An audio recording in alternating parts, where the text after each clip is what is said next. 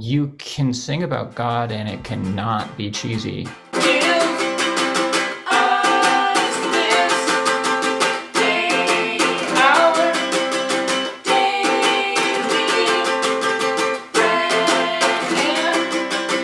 Tell us about your new album, Ben. Well, it's called Salt and Light. It's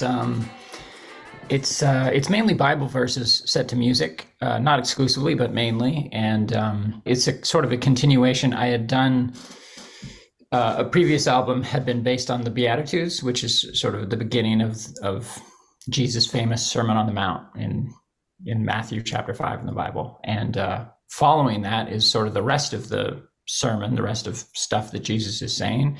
And I got it in my head some years ago that once I'd started with these, I would just, set it all to music eventually if I got around to it. And this album is sort of the next installment of that. It has sort of the rest of Matthew chapter 5 set to music in songs. It's not just like one big song, but it's, a bunch of them. As well as there's a psalm split into 3 parts mixed in there, and then some other stuff as well. So. Oh, okay. Which psalm? Is it the 23rd psalm? I'm just going to assume. No, it's the 19th. Oh, okay. I didn't dig it out, but I'm pretty sure I still have your first CD, the Beatitudes one, which I really love. It's a classic. It's a real Christian classic. So describe, so people who don't know what to expect. Right. It's obviously not heavy metal. It's not classical. It's easy to say what it's not. It's easy to say what it's not. To say what it is a little more difficult, but it's definitely folk based. I use on this album exclusively acoustic instruments. It's a little quirky though. It's not just straight folk. I play with time a lot, so there's a lot of changing time signatures. Some people have called it a little bit mathy. But I just try to keep it interesting. A lot of music, a lot of beautiful music, I hear the first 20 seconds of, and I can sort of predict how it's going to go for the rest of the song. And I try to write songs that are not like that have surprises built into them. So, I might call it maybe experimental folk because I use some strange instruments. Not really weird ones, but it's definitely not like a rock band, 2 guitars, a bass, and a drum. It's also not a bluegrass band. Prominent instruments are like that little tiny guitar you see over there that has 5 strings instead of 6. Just I took one off. That's my main instrument. And then there's some songs that are based on piano. There's some banjo-based songs. There's some accordion based songs. And you do it all yourself, right? As a one-man show kind of thing, or do you have some guests? That's right. No, for this album, everything's done by me except with a few exceptions. Ashton Glass, a friend of mine, she sings on most of the songs actually, and on a couple of them, she's the lead, really. But so her voice is prominent on the whole album, and she does a few other little things too, playing the glockenspiel now and then. But everything else is me, except for there are a couple of, like I have a group vocal on one song, which is, just a bunch of people I got in a room, friends of mine who were around at the time. And there's maybe, 3 or 4 other appearances of just like people who I brought into my recording studio, which would be my room at the time, because this is very, DIY project. I recorded most of it in just different places through my laptop and my recording system, but Was Bowen Island one of them? You were doing recording there? Yeah. Yes. You mentioned this was in progress for a long time. I started it 13 years ago. In 2010, I decided to I'm going to make an album, and I figured maybe it'd take me 3 months. I had the fall to sort of complete it. Anyway, I was wrong. I was wrong. It was other things came up, and it just became complicated, and especially with the editing and mixing and deciding what to keep in, keep out, and ultimately the mastering. That was a big learning curve for me to figure out how to do it, and because even though I wasn't very experienced at that kind of thing, I did also have very specific aesthetic likes and dislikes. And so I was going for something specific sort of, but I really didn't know how to get there. So there's a lot of experimenting. But sorry, I've gone away from your question. Your question was, where were some of those locations? So yeah, Bowen Yeah. Island. I lived and worked at a summer camp on Bowen Island, Camp Bow Isle, for 12 years. And some of those years were while I was working on this album, and so a lot of recording was done up in what's called the wash house. This little cabin with showers down below and plywood floors and a little cabin, and yeah, also in the quiet house. Anyway, so different little locations around a summer camp, basically. And then, but I also moved even in that time from place to place. Some of it was recorded in Victoria because I spent a couple months renting a place in Victoria while camp was kind of shut down for the winter. Also in Portland, Oregon. I really got started with the recording in Portland, Oregon, because on a previous tour, sort of based on, in collaboration with my good friend Alex Cook, who also writes Christian, spiritual, Bible-inspired music. We were on a tour together back in 2009. We did a few subsequent tours, but this first one, I had my Beatitudes album that I just made very lo-fi, and he had just released an album, and we were going on tour together, and we had some mutual friends in Portland, and one of those friends had a dad who had a recording studio, and he was just like, hey, you guys want to spend some time in here, maybe record some stuff? And through that process, we did record some things, and a different album came out of that. But he also showed me the first things I ever knew about editing and even some things about recording. I'd done a little bit of recording before, but recording, definitely editing, mixing, I'd never done before. But he showed me the basics of that, and I was like, I think I could just do this. I think I could make an album from this. So Portland was, I came back to that studio to get a lot of the basic tracks recorded we're talking 2010, late 2010, and early 2011. One of the things about this project is that I was using Pro Tools, which is, top of the line system to figure things out on. You have a lot of options, but you can also get option paralysis, where it's just like, yeah, I could fiddle around with this forever. Whereas, as you know, working with like a 4-track or an 8-track or something like that, you're forced to make decisions that you then need to build on. You can't go back and change the early decisions you made. And that can kind of funnel your work into a certain like forward movement, where it's like, I'm not going back, I'm moving forward. Whereas with something like I'm working with, you could always start from scratch, or you could always like take the first thing and change it. And it's great. But it's also, it's a two-edged sword for sure, because it's, for someone like me who's a bit of a perfectionist, that can be 13 years Right. of making hard decisions and then remaking them, Yeah. Oh, we should get together and do something with. I've got a bunch of lo-fi equipment that I've Mm. accumulated and want to do. A 4-track machine. I've got a couple of reel-to-reels, old ones, that are still working. And yeah, we should try some things someday. By the way, to everybody watching, I'll put a link here. Ben and I have done some hymns together on the channel, and we shot a couple videos singing some of the hymns from the Christian Science hymnal together.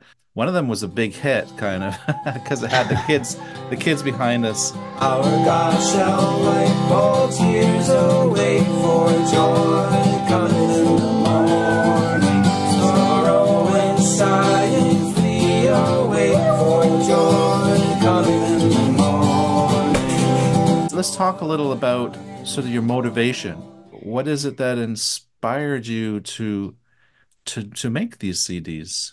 I like writing music. I like coming up with ideas and building on them. I'm very comfortable in that aesthetic world. I'm confident in my ideas, which is a barrier to a lot of artists starting out. Where I just like, if I like something, I know that's good enough. I don't need anyone's approval to tell me that it's good. If I like it, then that's great. That's motivating for me to do it. I like making music. I don't know what. So it is artistic for you, and an artistic outlet for you to do this. Very Yeah. much. Yeah. There's Yeah.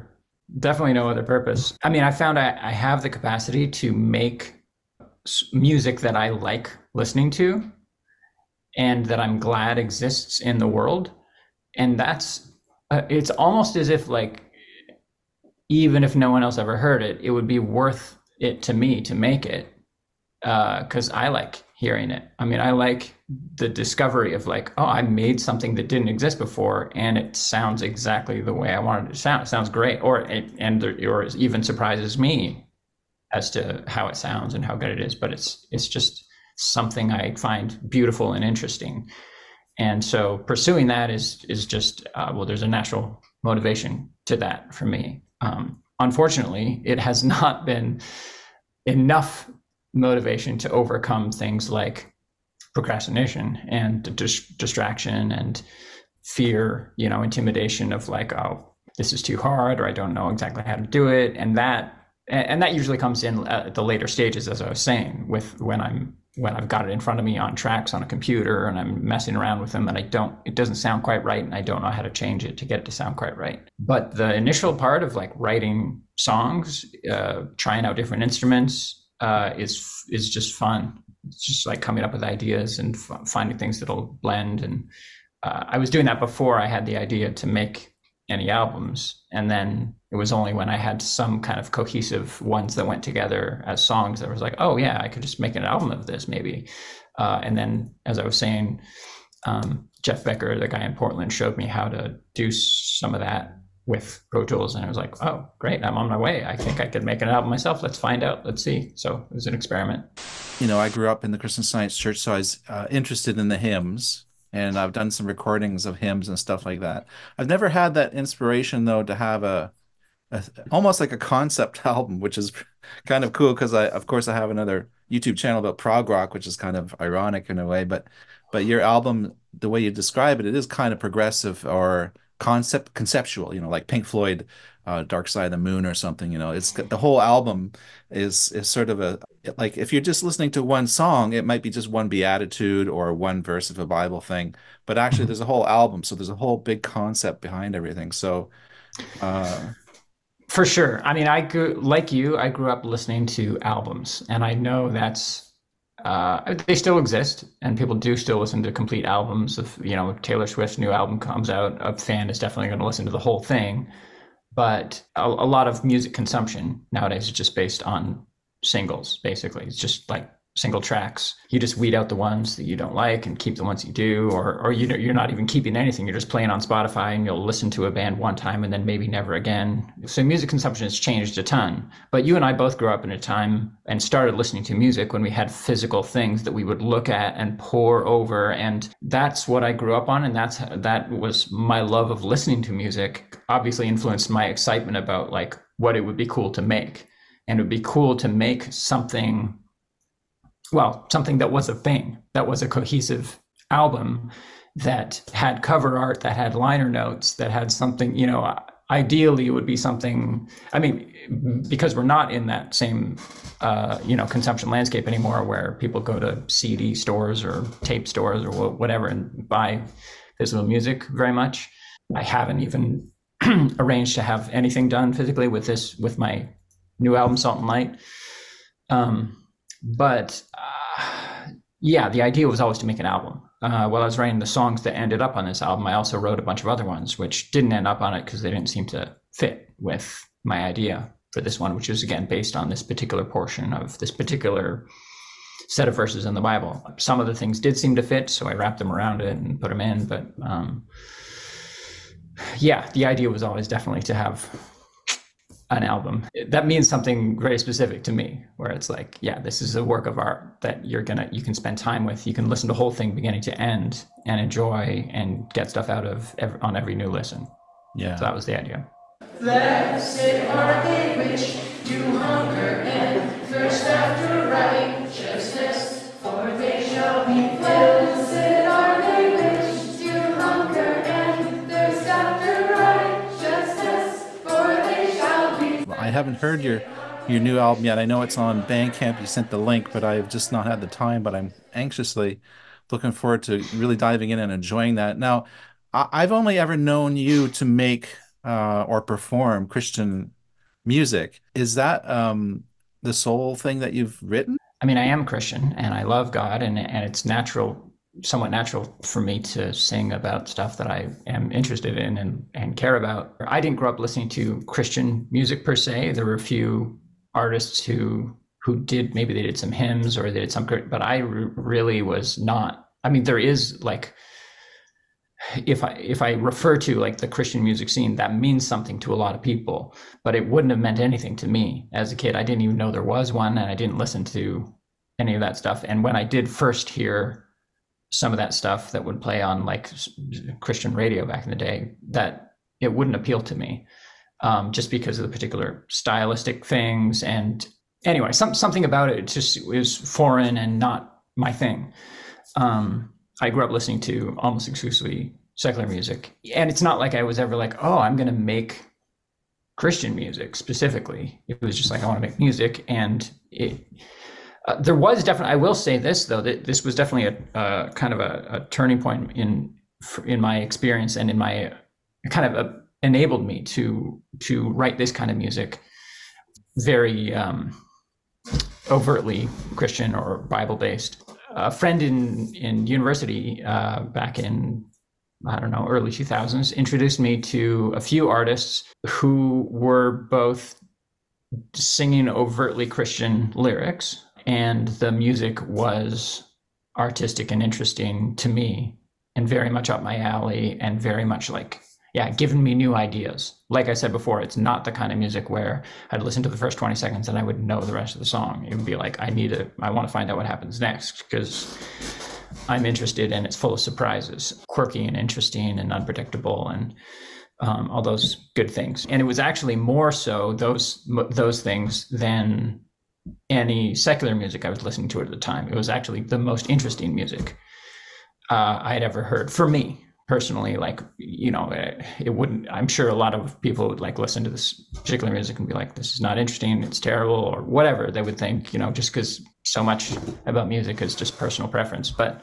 for me, in terms of my preparation, my musical preparation, what I was interested in at that time, what was up my alley, I heard this stuff, and I was like, oh, you can sing about God and it cannot be cheesy, and it can actually be like the best music I've ever heard. Wow, that's great. So that definitely changed my mind as to like, oh, you can, if you ever wanted to, you could do music that was overtly Christian, and that could totally work as art. It wouldn't immediately be put into this particular category of like, it's Christian music and it sounds like, I don't know, U2 ripoffs or something like that. Like it's different. It's its own thing. Just like you have no expectations musically if you heard about a new secular artist.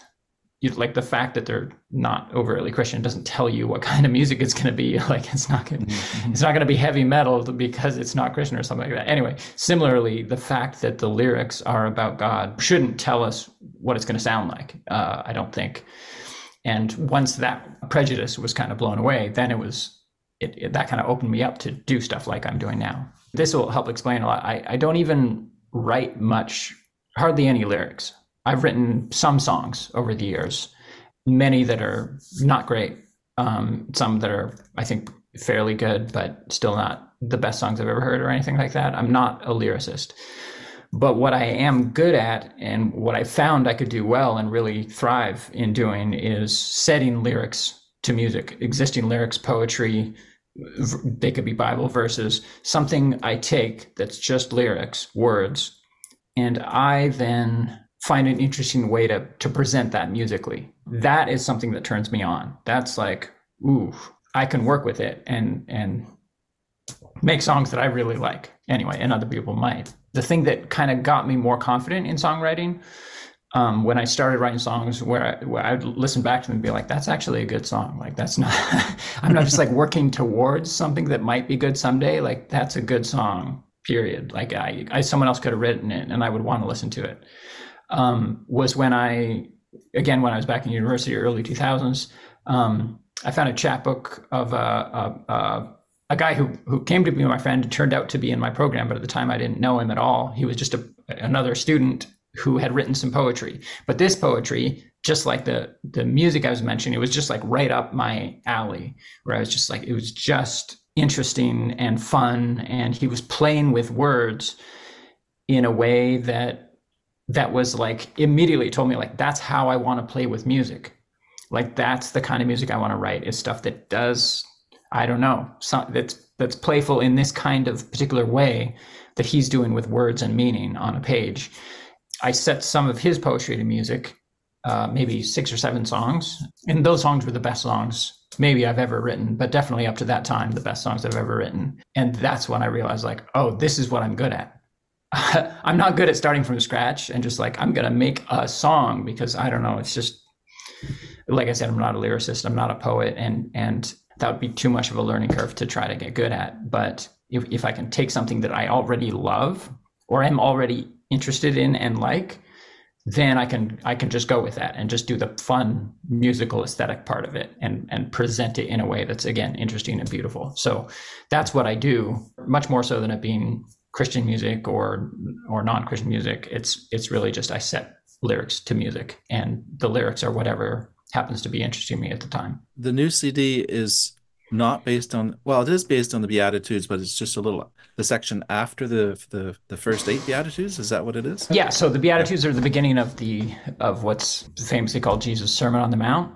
Yeah. And but the Sermon on the Mount is longer than the Beatitudes. Beatitudes is just Right. a few short verses, and then there's much more after that. The section that this album covers is Jesus goes back and ends up talking a lot about the law, referring to like the Mosaic commands that the Jewish people at that time were structuring their religious life around. But he's revisiting them and giving us his Jesus take on them. Well, I mean, no spoilers. I don't want to. You can go read it for yourself. It's a very famous sermon. I don't know if I'm prepared to summarize it fairly. Are you planning to tour like you did before? Not planning to, no. Would I love to? Yeah, sure. On the tours I've done in the past, they've been rather lucky. Well, I'll say I don't love performing on my own. I've done it and it's not been, I don't hate it, and I would do it again for sure. It's a lot of work, and it feels more like work than when I'm working with even just a friend. So if there's someone else who's like musically, what we're doing is mutually interesting, and we can sort of support one another.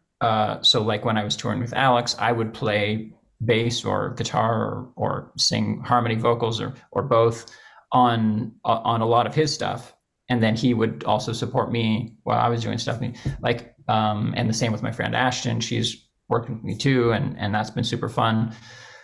So when I have a friend or a small group of friends to work with, then it's only fun. Doing all of that on my own does not sound fun at all. And just to Can you describe for us a little bit just what it was like on your tour with Alex and Ashton? You obviously you booked it ahead of time. You kind of planned it all out. I'm guessing going from different churches, different cities to different city kind of thing. And we did a few tours. I did, I think, 3 with Alex, and then two separate ones with just Ashton. But like the first one was with both of them, plus my friend Tim, and sometimes another friend of mine, Brian. So it was sort of this shifting collective through the 2-month tour. But that first one was, and 2 other subsequent ones with just Alex, were down the west coast of the United States, sometimes starting in Vancouver or Victoria, and then going down from there to, say, San Diego. The way we put it together, or the way we put them together, was definitely Alex got it started. He's a visual artist primarily and has much more experience doing art professionally and sort of making a life of it, making a business of it, and doing things in a way that's productive and sustainable. So there's no way, I don't think we would have been able to pull off a whole tour without his sort of guidance and business sense, and also his prior connections, because he had released music earlier, and it was better produced than mine, and it was more sort of accessible than mine. And so other people who had heard of it or knew of him were contacts that he already had in an email list. Yeah, so a lot of it was like sort of whatever connections we had, largely through the Christian Science Church at different places. We'd be like, hey, would your church be interested in hosting us, or could we do something in your house? It was a combination of house shows and some stuff in churches or Sunday schools, and then other stuff at different community centers or outside or whatever worked. But it was very people based. It was very like, we only ever got something set up through, I mean, that's really how anything works, but it was all personal connections, either direct or indirect, that we were able to make somehow. And some of them we were able to make on the way. We're definitely building it as we went, but we had the first few shows set up. And then from there, people would say like, oh, I've got a friend down in Oregon or California or whatever. We talked to them. And it was like, no, but I will tonight. And so we'd email them, and we started having standard things we could email out and be like, hey, would you be interested in, hey, here's what we kind of do. Here's a link to X, whatever. And just kind of built it that way. And again, Alex did the bulk of that work for sure. But I learned a lot through watching him, and later on was able to do a similar thing with Ashton sort of on my own in the Midwest. What was the stretch of time for some of these tours you did? 2 months was the most. I think the first tour, was it 2 months, or that was about 2 months. Two months is a pretty intense tour. It is, yeah. Yeah, we did maybe 30 shows or so, about one every other day. Did you have any crazy events, like the car broke down in the middle of the highway, in the middle of the desert or something? It's funny you mentioned the middle of the desert. Yes. To answer your question, yes. Yes. Okay. I mean, so many things went right, really. So we were so lucky. We were so just so many things went right, and that potentially theoretically could have gone wrong and just didn't.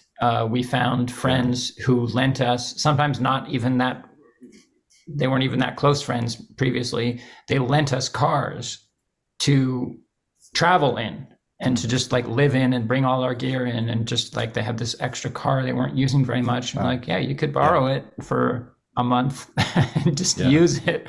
Wow. Like, wow, we need that because we don't have like, I don't know, a tour bus or something to rent. Anyway, so that was a huge thing that worked out. We also stayed almost exclusively. I remember one time spending a night in a motel, maybe 2 nights, but almost exclusively we'd make some connection at the church community or the personal people who were setting up a house concert or something like that. We'd make some connection there with someone who would put us up for the night. And sometimes that'd be in different places, because on the first tour there were 4 and sometimes 5 of us. So that would sometimes we go to different places. Anyway, so just like so many people helped us along the way. But as far as crazy things that happened, there was one time when Alex and I remember specifically, we were borrowing a friend of ours this car. It was like a kind of a little red sports car, and of an older variety. I don't know the year or the make anymore, but it had some issues that I don't, they were a little worrisome, and neither of us are car guys. So it was like, yeah, I hope this holds up. And there was this one particular show that we had set up in this town that we hadn't ever been to in California, but it turned out to be in the desert quite a ways. And so we were just going sort of east through California. Like, it is desert out here. It is hot and there's nothing around. And I really hope this car doesn't break down here. And it didn't. Yeah. So that's why I thought immediately of that when you mentioned the desert. But unfortunately, at the end of our first tour, there was a bit of a crash. It was very unfortunate because the friend of ours who had loaned us the car, obviously we brought it back with a huge dent in it. It was not great, not really a happy memory, but no, I guess not. Yeah. Is there anything else that we didn't cover? Yeah, check out the music for sure. See what you like at benjaminandthebible.bandcamp.com. And I also have a YouTube channel, Benjamin Russell Vaughn on YouTube, and that is mainly the stuff we've been doing recently, there's some old stuff from tours. You can see some of like Alex and I and Ashton on tour performing from over 10 years ago. But the stuff we've been doing more recently is music theory stuff. So it's about songwriting, how to put chords together in an interesting way. So maybe check that out if that's your thing. Awesome. Yes. So yeah, you just send me the links. I'll make sure it goes below the video. Everyone, make sure you check it out. Thanks, Ben, for being part of the very first podcast of the channel.